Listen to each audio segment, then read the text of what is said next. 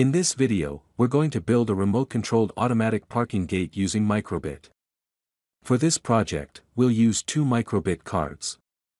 One is connected to a servo motor and the other is used as a wireless remote control. To connect the motor servo, proceed as follows. The brown wire must be connected to the GND pin of the Microbit.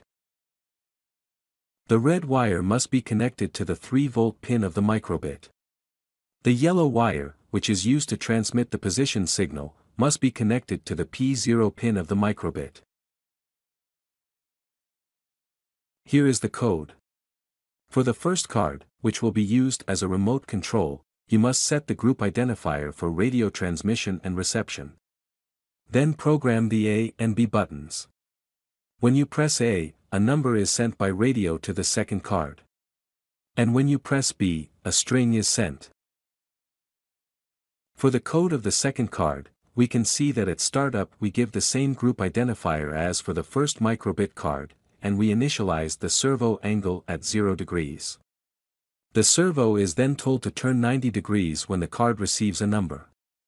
When the card receives a string, the servo returns to its initial state.